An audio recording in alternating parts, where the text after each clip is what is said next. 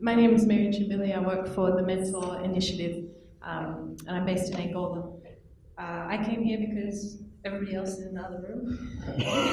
They needed someone to take notes, but also I have a personal interest in Zika because we do have the Aedes mosquito in Angola, and chikungunya is very common in Angola, but there isn't any research into it. And so anything that's being done into Zika is beneficial to us. We've also had a case, 2 cases, I think, of Zika. So I see it spreading rapidly in Angola without the government ever paying attention to it, or accurately reporting it if they are capable of doing so. So that's why I'm here in this room, for 2 reasons: note-taking and personal interest. I was also intrigued by the water, because we have WASH programs as well. We work with NTD's malaria control, and the WASH is intersectorial in that it's incredibly difficult to implement, because even with the government you can work with the NTD section, which works with the health section, but they don't necessarily work with infrastructure, who don't necessarily work with water, who maybe don't like the governor for whatever reason. So it's very political, the working together with, if we have vector control and then we have sort of WASH programs, the political background to it, more so than even just the partners working together from the different research perspectives or implementation perspectives. Anybody has great advice on how we can work better with governments, that would be great. And I just wanted to make a comment to Hannah. I really appreciate the presentation, and I'm very interested in that side of work, because it relates as well to the morbidity management and the lack sometimes of emphasis on that. The NTDs, we look at the vector, we look at MDAs, we look at the kind of quicker solutions, but there's a long-term impact and cost that is always the last option for people to look at. So it's really interesting in here when we're talking about vector control to also be thinking about, even if we control vectors in 50 years, we're going to have 50-year-old children with Zika effects. So thank you for bringing that into the discussion. Would you like to start and address maybe some of the questions about politics? Yeah, so thanks. And as Marianne said, the Partnership for Child Development very much works on sort of school-based school health and nutrition interventions. And I think I was asked to come up here to kind of reflect exactly that. We do a lot of work with health and education sectors in developing countries, trying to figure out how that intersectoral collaboration can work, because obviously school health and nutrition, it's based in schools, that's education's remit, but it's health, so it's the Ministry of Health's remit, and it can get quite challenging. And from the, I would say from our experience from the get-go, you need to have very clear kind of roles and responsibilities, very clear frameworks and committees at the top level, and understanding who's responsible for what and why, and to have those financial resources available, or everything will kind of fall through from the get-go. But also that then has to be scaled down and kind of cascaded down to the local level, because that's something I think that was brought up in the talks earlier just now. It was a nice reflection on kind of evidence, gathering that evidence, what's happening, what will work, how do we control this, but also the from the WHO side, those guidelines, how do we implement this control, and then right down to understanding what the community needs and how that can work as well. And it's very important that these programs that are thought up at top level can be cascaded down and actually be implemented at the local level. As it's the million-dollar question, perhaps we can hear from the other panelists. James, do you have anything just from your experience? Well, I mean, I was just going to say that I think one of the things that struck me when Hannah was talking was, the fact that in that sort of line of work and in your line of work in terms of the sort of educational campaigns and interacting with the community and at the individual level, which, I mean, some of the work that's being done on disabilities is very personal, and Hannah and her team and other people working in this area are talking to individuals and understanding that very well. And I think there's an opportunity there, particularly when you think about community engagement, which is, a huge part of vector control, getting access to those people in a different way perhaps, and somehow collaborating between the vector control community and community researchers working within communities for other reasons, but actually with the same goal in mind. And I think there's a real disconnect there in reality. And also, what was top of the list that Julian showed was manpower and funding. But actually, if we combine efforts, maybe that opens up new opportunities for funding and manpower. There are people out there doing other things that we could use for vector control benefits, and vice versa, perhaps. But I don't know whether. So, Hannah, you said that you think that your guys should talk to us guys more. Yep. So, if you had a question, what's the burning question? What would you talk to us about, do you think? So I worked for a long time in trachoma, and I'm now working more broadly in disability. And sitting here listening, I think that the issue is people who go blind from trachoma, people who develop microcephaly because of Zika or leprosy, they're seen as fails. So they are a failure of vector control, they're a failure of medical treatment. And the idea is that if vector control and medical treatment become so perfect, those people will not be affected anymore. We eliminate that problem. And I think this is not to disparage what everybody else does. Everybody makes an incredibly important contribution to the whole. But those people are there and living, and there's always going to be this issue of people with disabilities. And I think maybe we need more joined up thinking, and maybe that will strengthen all of our efforts, so that if there is a community level approach that looks at again, going back to trachoma, that looks at giving antibiotics and improving sanitation, but also supporting people who are already blind. Maybe using that holistic approach will make all of the different components work better. Maybe that's too aspirational.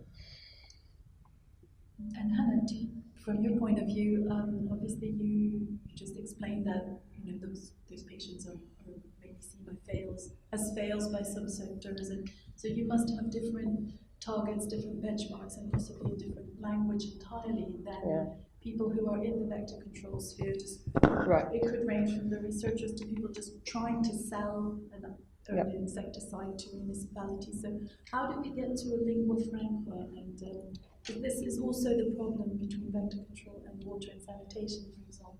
The goals are completely different and measured differently.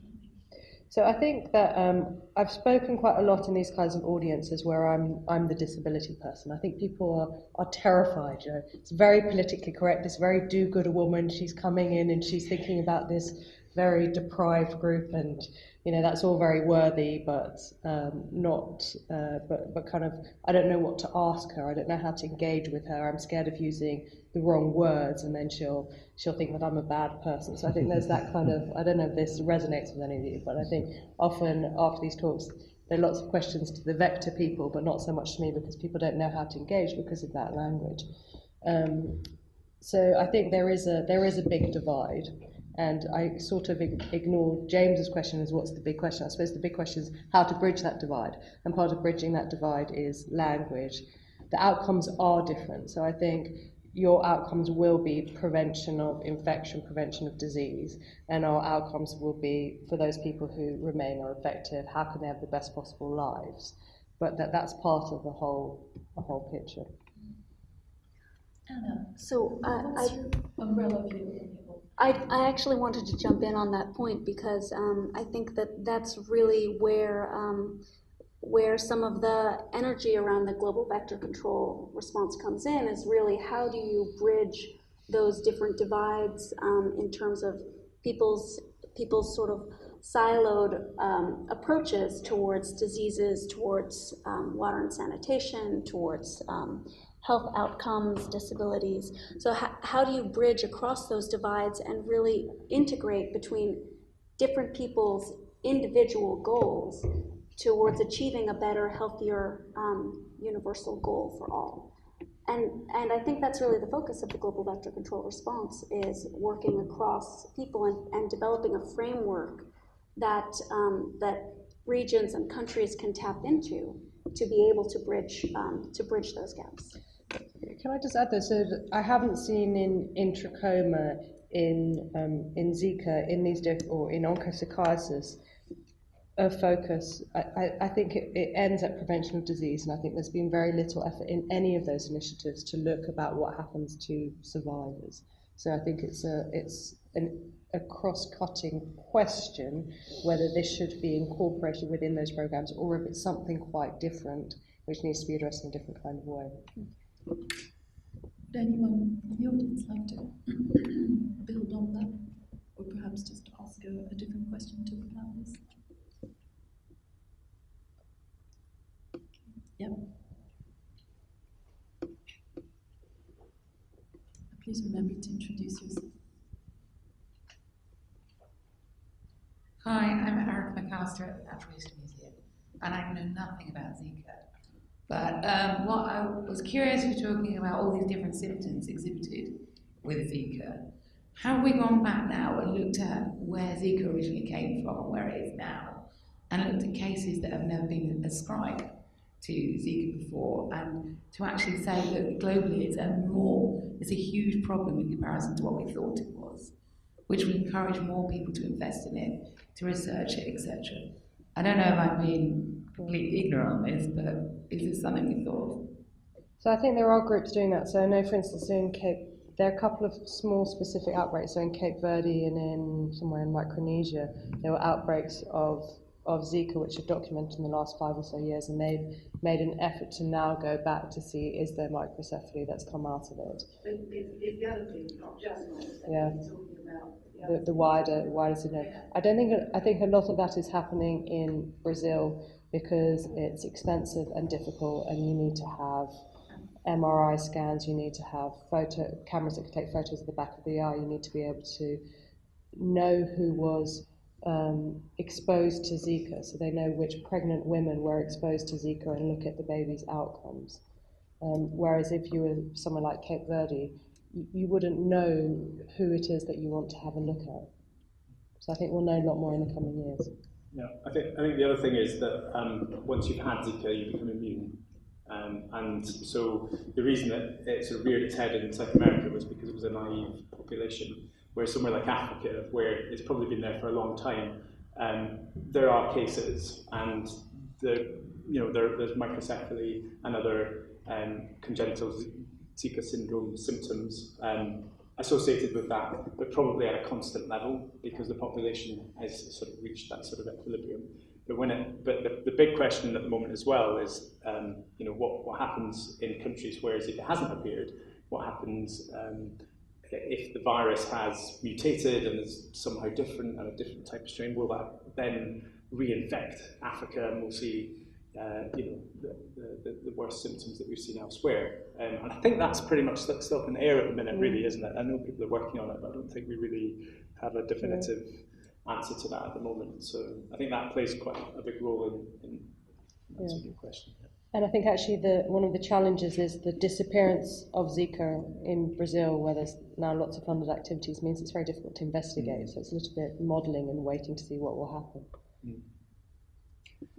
Can I just ask Anna a quick question about the global response to Zika? So I know the WHO have launched the Global Vector Control Response, which is great, and I think it's a really good document, and it's absolutely the way forward. In fact, we're redesigning our integrated vector management module at the London School because of that. But I just wanted to know, from your point of view, from the WHO point of view, do you think that the vector control response was sufficient for this outbreak? Did the vector control community respond sufficiently or not?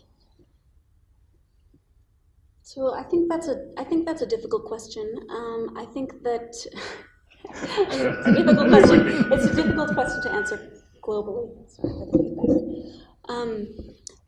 I think that one of the things about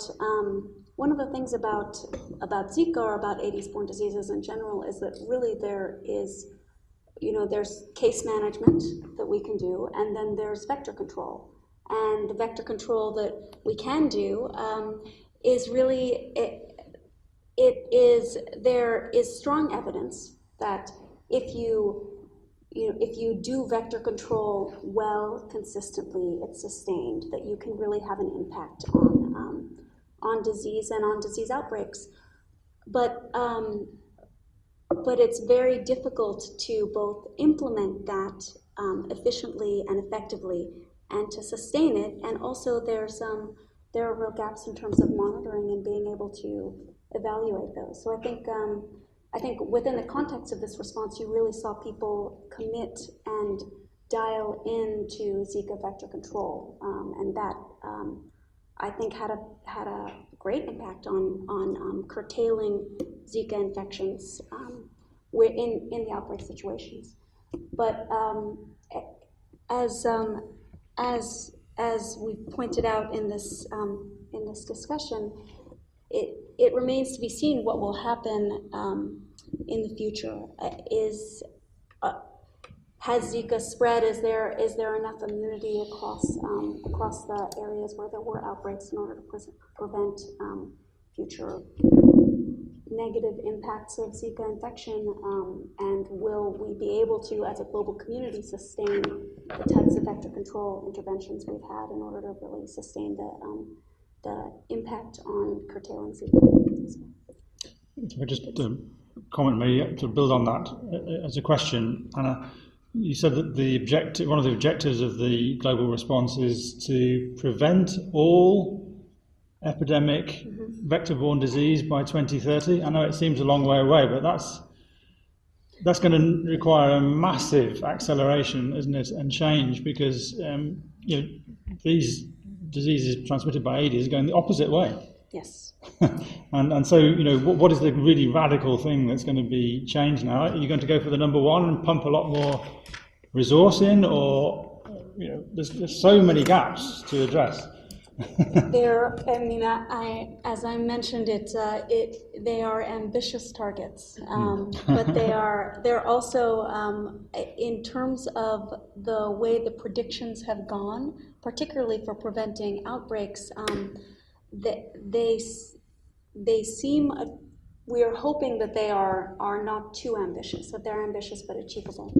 And I think it seems like a big benefit right now, two big benefits right now. One are the new innovative technologies that are coming out that hopefully will really help target many of the Aedes-borne diseases. There are a lot of people, some of whom are in this room, who are looking at building the evidence between vector control for Aedes and actual epidemiological impacts of controlling Aedes vectors. And then there's a lot of energy right now. Countries are developing their individual vector control responses. People are really putting a lot of effort and energy across regions into controlling vectors, and especially attention to Aedes vectors across the world. So, but ambitious, certainly. We had one last question over here. Hi. Hi there, my name's Franco. I work for the London Centre for ISNTD Control Research.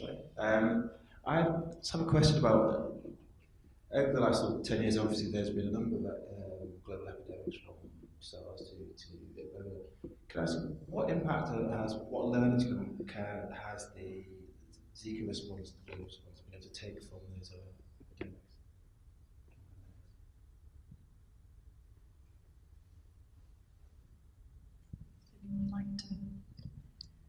Can I start with the one completely different end of the spectrum to the others? Is that one of the things is they've been trying to, the WHO in particular, has been trying to do to strengthen the social science response. So a lot of the control of Ebola was actually through social science and understanding behaviours, trying to change behaviours, and that's something that's been tried to carry through now into Zika and beyond. And so that's one quite clear specific lesson learned, but will be quite different to the lessons learned that the others will come up with about vector control. Any final comments? Conscious waiting. We've heard a lot about. Sorry. No, I think I was just going to say that I think what happened with Ebola meant that we responded quicker and took it much more seriously than we may have done if Ebola hadn't happened. I don't know whether you would agree with that. Anna. But certainly the discussions I had in the Department of Health and different various people, that seems to be the kind of general consensus. And also, I think that results from the formation of initiatives that are ongoing and benefited Zika and had been started because of Ebola, and an initiative that we have at the London School, which is collaborative with Public Health England, is the setup of a rapid response team. So we have, I think it's 8 members of staff who are dedicated members of staff who can be deployed within 48 hours of an outbreak anywhere in the world. And in the meantime, they do research activities associated with responding rapidly to disease outbreaks. And that, I think, really was a result of Ebola, but was enhanced by Zika, and then really came about. And now there's a big initiative that's been funded for 5 years, which will hopefully have some form of impact. So I'll jump in there as well. In that I would definitely agree with James. I think that a lot was learned from Ebola. Within our organization, there was a restructuring of the way the emergency systems management framework worked, and it really allowed for the faster and more easier deployment of resources, both in terms of financial resources and staff capacity to target Zika. And I think also it seems like there was a general sense among different global partners that people wanted to respond very quickly once it was identified that there was an emergency that needed attention to. So there were the research networks that were responding in terms of developing the evidence base. There were the funding and control program organizations that were able to move very quickly, and the monitoring systems in place to try to detect cases as they spread across borders as well. Fantastic. Well, it was a short session, but we've learned a lot. I think take-home messages are make sure that we have a lingua franca and think about targets and outcomes if we do want to collaborate outside of vector control, and especially if we're going out to the communities and into endemic regions, just to make sure that communities are engaged, but also without undermining local health systems. And perhaps to leave you with some food for thought or a small mission as we leave this workshop, to how that was kind of internal coordination, but looking outwards to the rest of the world. How do we carry on to make sure that Zika and all of the associated issues remain a priority, even as it slips slightly down the headlines at times. Anyway, on that note, I'd like to thank all the panelists. Thank you as well for your contributions, and I hope you enjoy your lunch now. We'll meet you back here in an hour. Thank you very much. And thank you.